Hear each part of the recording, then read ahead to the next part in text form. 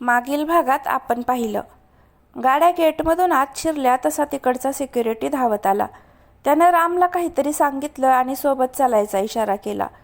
रामने त्याच्या माणसांना इन्स्ट्रक्शन दिल्या आणि त्या दोघांना बाहेर काढायला सांगितलं. बंगलोच्या मागच्या दारानं सगळे एका प्रशस्त अशा हॉलमध्ये गेले. आता पुढे. मनस्वी आणि तिच्या भाईचे हात बांधले होते.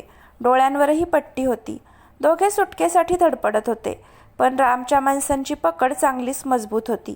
आधी जी चूक झाली होती ती परत व्हावी असं त्यांना बिलकुल वाटत नव्हतं. दीक्षा, दक्ष आणि कार्तिकही आत गेले. 5च मिनिटात चौघेजण खाली त्या हॉलमध्ये आले. राम, दक्षने आवाज दिला. सर. राम लगेच उठून त्याच्याकडे गेला. सर, या डॉक्टर अंकिता भांडारे सर्जन आहेत. मीच यांना इथे बोलावलंय. मनस्वीला गोळी लागली आहे आणि दीक्षा मॅमही इंज्युअर्ड आहेत. सध्या प्रिलिमिनरी काय ते पाहूया. You are right Ram. Ma'am please यांना चेक करा. सर, ॲक्च्युली ही पोलीस केस आहे त्यामुळे. अंकिता म्हणाल्या.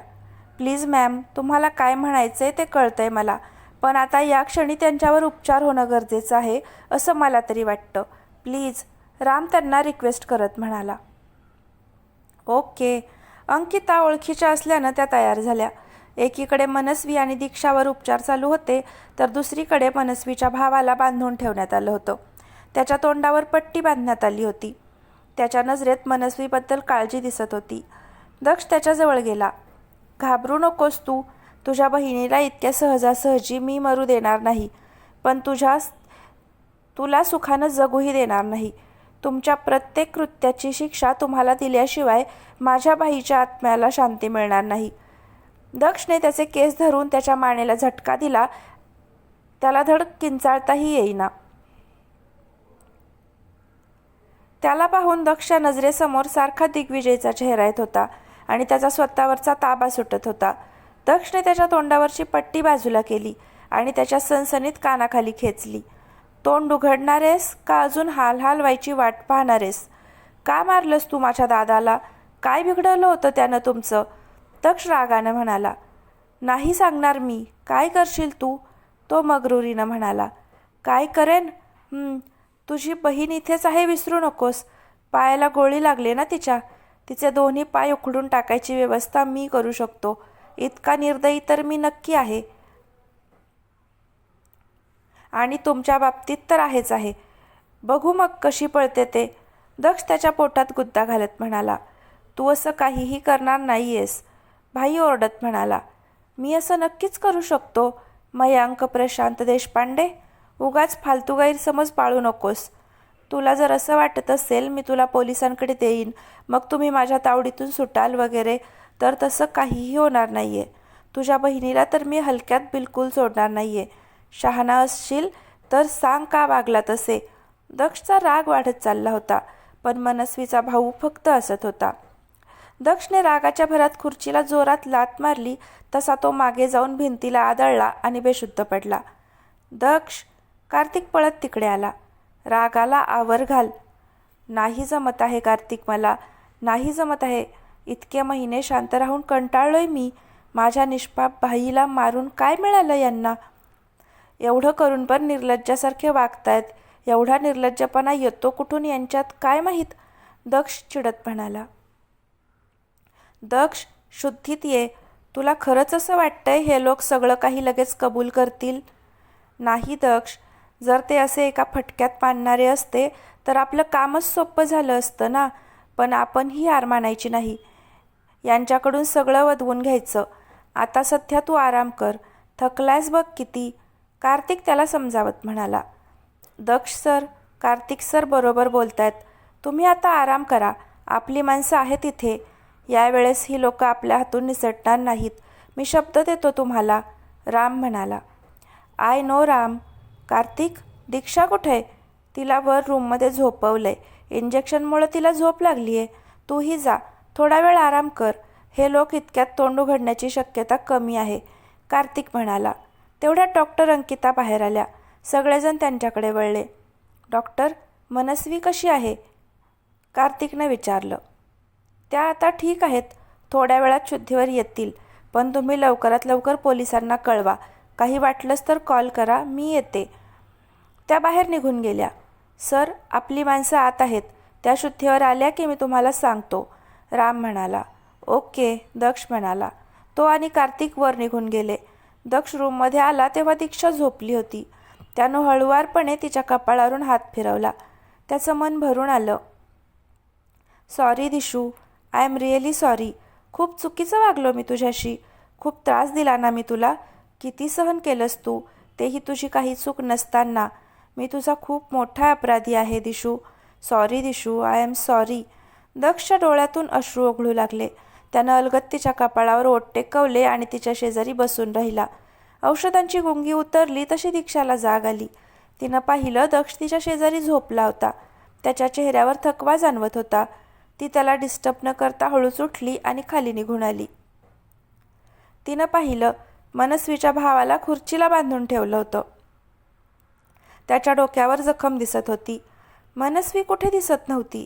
तिची भिरभिरती नजर कार्तिकनं बरोबर ओळखली. तिला त्या रूममध्ये ठेवलंय.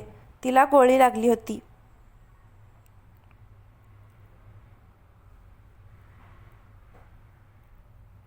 जर इलाज केला नसता तर उशीर झाला असता.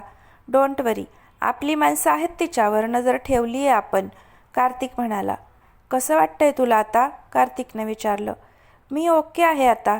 यांनी तोंड उघडलं का, दीक्षाने विचारलं. मनस्वी तर बेशुद्धच आहे आणि हा साला इतका निर्लज्ज आहे की दक्षकडून मार खाऊनही तोंड उघडायला तयार नाहीये, कार्तिक चिडून म्हणाला. काही करून आपल्याला यांच्याकडून सत्य कळायला हवंय कार्तिक. मग त्यासाठी साम दाम दंड भेद कुठलीही नीती वापरायला लागली तरी चालेल, पण सोडायचं नाही यावेळेस यांना, दीक्षा त्वेषानं म्हणाली. तुझं बोलणं पटतंय मला. मनस्वी शुद्धीवर आली की तिच्याकडं मोर्चा वळवू, कार्तिक म्हणाला. एव्हाना दक्ष खाली आला होता. दीक्षा, कसं वाटतंय तुला, त्यानं लगेच विचारलं. मी ठीक आहे दक्ष, पण तू जरा आराम करायचास ना. तुझ्या जखमा अजून पूर्णपणे भरल्या नाहीयेत. मेडिसिन्सही घेतली नाहीयेस तू. असं कसं चालेल, दीक्षा म्हणाली. I am okay. मेडिसिन्सचं म्हणत असशील ना, तर आता तर यांचं कन्फेशनच माझ्यासाठी बेस्ट मेडिसिन असेल दीक्षा. एकदा ती मनस्वी शुद्धीवर येऊ देत, दक्ष दातोट खात म्हणाला. दक्ष, यावेळेस आपण कुठलीही चूक करणार नाही आहोत. हे इतक्या सहज आपल्याला त्यांच्या पापांची कबुली देणार नाहीत. आपल्याला जरा वेगळा विचार करावा लागेल आता, दीक्षा म्हणाली. डोंट वरी, मला माहिती आहे काय करायचं ते, दक्ष गूढ हसत म्हणाला. तसं दीक्षा आणि कार्तिक त्याच्याकडे पाहत राहिले. दक्ष, काय चाललंय तुझ्या डोक्यात, दीक्षा संशयानं त्याच्याकडे पाहत होती. वेळ आल्यावर कळेल तुला, दक्ष म्हणाला. असलं तसलं काही असेल ना तुझ्या डोक्यात दक्ष, आय स्वेअर तुला सोडणार नाही मी, दीक्षा म्हणाली. चायला, हिला ना कार्तिक झोपेचं इंजेक्शन द्यायला सांगायला पाहिजे होतं डॉक्टरांना. निदान ही अशी वसवस तरी केली नसती माझ्यावर. बरी काय झाली, परत आली ओरिजिनल फॉर्ममध्ये, दक्ष तोंड वेंगाडत म्हणाला. गप बस तू दक्ष, आणि माझ्यावर डाफरण्याऐवजी जरा पुढे काय करायचं त्याचं प्लॅनिंग कर. आणि ॲक्च्युली आय नो ही वेळ नाही आहे, पण मला भूक लागली आहे. त्याची काही सोय केली आहे का, उपाशीपोटी मी कुणाला झोडू शकत नाही, दीक्षा फनकारून म्हणाली. करतो हा सोय भुकेला जीव. रामला सांगतो हिला नैवेद्य दाखवा आधी, नाहीतर दीक्षादेवी प्रसन्न होणार नाहीत, दक्ष वैतागत म्हणाला. कार्तिकच्या चेहऱ्यावर त्यांचं संभाषण ऐकून हलकं हसू आलं. थोडा वेळ का होईना तिघे जरासे रिलॅक्स झाले होते. रात्री बऱ्याच उशिरानं मनस्वीला शुद्ध आली. तिनं आजूबाजूला पाहिलं. रामची माणसं तिच्यावर नजर ठेवून होती. पहिल्यांदा तर तिला जरासा वेळच लागला हे कळायला की ती कुठे आहे, पण जसं सगळं आठवलं तशी ती धडपड करायला लागली. रामच्या माणसांनी ऑलरेडी तिचे हात बांधले होते. महेश, सरांना जाऊन सांग हिला शुद्ध आली येते, अमर म्हणाला. Yes sir. महेश बाहेर निघून गेला. मनस्वी शुद्धीवर आली हे कळल्यावर रामसोबत बाकी तिघेही धावत आले. मनस्वीला पाहून दीक्षानं रागात मुठी आवळल्या. दक्षने तिचा हात पकडून ठेवला होता म्हणून, नाहीतर मनस्वीचं काही खरं नव्हतं. रामने डॉक्टर अंकितांना कळवलं. तशा त्यांनी काही इन्स्ट्रक्शन्स दिल्या. सर, डॉक्टरांनी सांगितलंय ही उद्यापर्यंत जरा ओके होईल. त्यानंतर त्या येऊन बघतील आणि आपल्याला गो अहेड देतील. सो आपल्याला आजची रात्र थांबावं लागेल, राम म्हणाला. ठीक आहे, नजर ठेवा हिच्यावर, दक्ष म्हणाला. येस सर, राम म्हणाला. दक्ष, कार्तिक, दीक्षा सोबत बाहेर निघून आले. आजची रात्र कुणालाच झोप लागणार नव्हती. मनस्वी आणि मयंककडून कसं सत्य वदवता येईल याच विचारात जो तो होता. दक्षला मात्र माहीत होतं काय करायचं ते. उद्याचा गेम तो त्याच्या पद्धतीनं खेळणार होता आणि त्याला खात्री होती की येणारा दिवस त्याचाच असणार होता. सकाळी दीक्षाला जाग आली तेव्हा दक्ष गाढ झोपला होता. रात्री बराच वेळ त्याचं काहीतरी सुरू होतं. दीक्षाही जागी होती विचार करत, पण औषधांच्या अंमलांमुळं तिला कधी झोप लागली ते कळलंच नाही. आज तिला बरंच फ्रेश वाटत होतं. लागलेलं दुखत होतं जरासं, पण तिला त्याची पर्वा नव्हती. आता त्यांच्यापुढे नवं आव्हान होतं, मनस्वी आणि मयंकला बोलतं करणं. दीक्षानं भराभर आवरलं आणि ती खाली आली. राम हॉलमध्येच बसला होता. मॅम, एवढ्या लवकर, रामने विचारलं. हो, काय खबर यांची राम, दीक्षानं विचारलं. तिला रात्री गोळ्या दिलेल्या त्यामुळं ती शांत आहे आणि हा त्रास देतो मध्ये मध्ये, पण कंट्रोलमध्ये आहे, राम म्हणाला. राम, तू चहा घेशील? मॅम, तुम्ही काही करू नका, आपला माणूस आलाय, तो करेल सगळं. मॅम, एक विचारू का, राम म्हणाला. हो, विचार ना, दीक्षा म्हणाली. काल तुम्ही मागचा पुढचा कसलाच विचार न करता यांच्या मागे गेलात, तुम्हाला भीती नाही वाटली? राम, खरं सांगू का, त्यावेळेस ना मला फक्त समोर दिग्विजयचे खुनी हातचे निसटताना दिसत होते, बाकी कसलाच विचार नव्हता मनात. दिग्विजय माझा बेस्टी होता, माझा मेंटॉर होता. यांनी त्याला सुसाईड करायला भाग पाडले. राम, दिग्विजयची माझ्या आयुष्यात खूप खास जागा होती. जोपर्यंत मला सत्य काय ते कळत नाही तोपर्यंत माझ्या जीवाला चैन मिळणार नाही, दीक्षा म्हणाली. खूप डॅशिंग आहात तुम्ही मॅम, दक्ष सर लकी आहेत, राम हसत म्हणाला. तशी दीक्षाही हलकं हसली. दक्षचं आणि तिचं नातं काय आहे हे तर तिलाच माहीत होतं. कोपऱ्यातून आवाज आला तसं दीक्षाचं तिकडे लक्ष गेलं. मयंक कळवळत होता. रामचा माणूस त्याच्याकडे निर्विकार चेहऱ्यानं पाहत उभा होता. महेश, पट्टी काढ त्याची, राम म्हणाला. तशी महेश न खासकन त्याच्या तोंडावरची पट्टी ओढली. तो किंचाळला. Useless bastards, I will not spare any one, मला एकदा बाहेर निघू दे तिकडून, तो ओरडला. तशी रामनं साटकन त्याच्या कानाखाली लगावली. बेटा, इकडून बाहेर पडायची स्वप्न बघणं तर तू सोडच, राम त्याचे गाल एका हातानं पकडत म्हणाला. सोड मला, वॉशरूमला जायचंय, मयंक म्हणाला. हो महेश, रामनं त्याला काहीतरी सांगितलं तशी तो पाण्याची बॉटल घेऊन आला. आता बघतोस तू कसं बोलत नाहीस ते, रामने त्याचं तोंड उघडून पाण्याची बॉटल त्याच्या तोंडाला लावली. आता ना तुला हलू देणार ना वॉशरूमला जाऊ देणार, बघतोच किती सहन करतोस ते, राम क्रूर हसत म्हणाला. राम सर, अमर आतल्या रूममधून बाहेर आला. बोल, तिला जाग आलीये, अमर असं म्हणताच दीक्षा तडक तिकडे गेली. मनस्वी बेडवर पडली होती. तिचे हात बांधून ठेवले होते, पायाला बँडेज होतं. तिचं दीक्षाकडे लक्ष केलं तसं तिच्या डोळ्यात राग उतरला. काय मनस्वी मॅडम, कशी वाटतीये खातिरदारी आमची, काही हवं असेल तर माग हा, लाजू नकोस, दीक्षा कुस्तीत हसत म्हणाली. ओ, विसरलेस मी, तुझ्यासारख्या निर्लज्ज मुलीला कुठली आली लाज वगैरे नाही का? जास्त उडू नकोस, आम्हाला इकडून सुटायला जराही वेळ लागणार नाही, समजलं, मनस्वी गुरमीत म्हणाली. ती म्हण ऐकलीस का ग तू, गिरे तो भी टांग उपर, त्याचं ज्वलंत उदाहरण आहात तुम्ही दोघं बहीण भाऊ. असो, तू कितीही फडफड कर, सत्य तर तुला सांगावंच लागणार. दीक्षा तिरकस हसली आणि बाहेर निघून गेली. दीक्षा बाहेर आली तेव्हा दक्ष आणि कार्तिक ऑलरेडी खाली आले होते. दीक्षा, कसं वाटतंय आता, दक्षने विचारलं. एकदम टकाटक, दीक्षा हसली. ब्रेकफास्ट वगैरे आवरून कार्तिक थोडंसं काम करत होता तर दक्ष आणि दीक्षा बाहेर लॉनमध्ये फिरत होते. आता डॉक्टर अंकिता कधी येत आहेत याकडे सगळ्यांचं लक्ष लागून राहिलं होतं.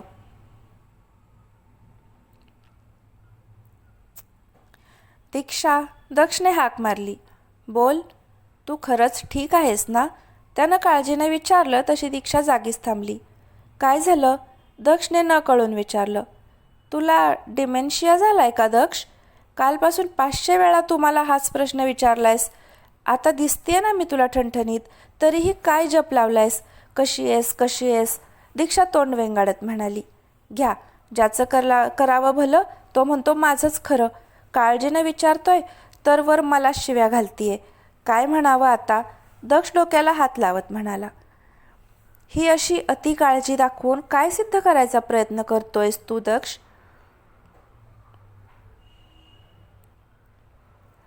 दीक्षानं त्याच्यावर नजर रोखली तसा तो गडबडला.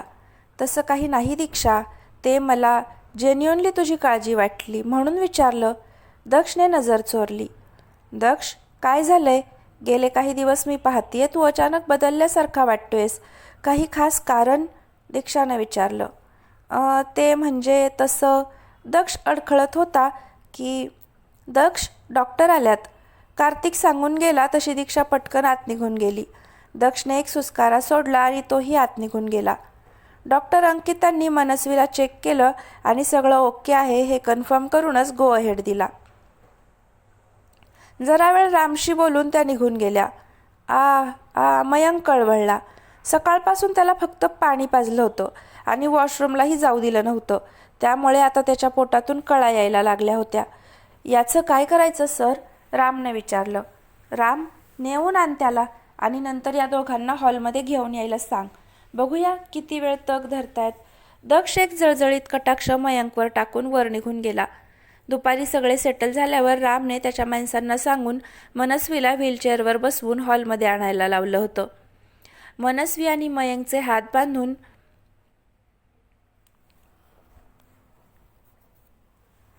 त्यांना समोर बसवलं होतं. कार्तिक, दक्ष आणि दीक्षा त्यांच्या समोर बसले होते.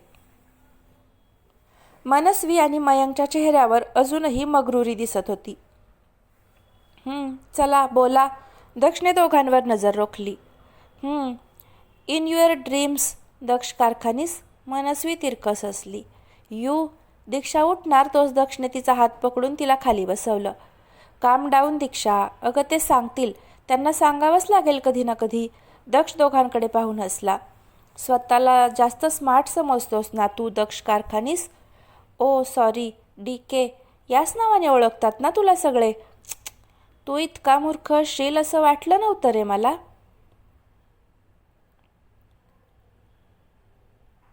चार कागद काय तुला दाखवले? लगेच विश्वास ठेवलास तू त्यांच्यावर? मयंक छद्मी हसत म्हणाला. भाई हो, हा तर आहेच मूर्ख, पण ही दीक्षा त्याहूनही महामूर्ख. अरे तो येडपट दिग्विजय जा काय म्हणाला, गेली लगेच निघून. कशी ग अशी तू दिशू? फार फाजील माज होता ना तुला तुमच्या मैत्रीचा. पाहिलंस ना कसा उतरवला ते. आता कसा येणार ग तुझा दिवी?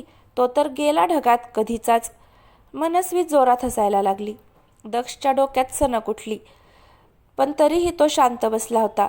कार्तिक संतापला होता तर दीक्षाच्या डोळ्यात दिग्विजयच्या आठवणीनं पाणी आलं होतं. देवी, तुझ्यामुळं गेलाय मनस्वी, तुला तर मी सोडणार नाही.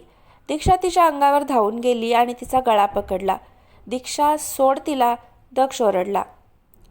तर फ्रेंड्स, आजचा भाग कसा वाटला नक्की कमेंट करून सांगा. जर आवडला तर लाईक करा आणि पुढचे भाग पाहण्यासाठी चॅनलला आत्ताच सबस्क्राईब नक्की करा. धन्यवाद.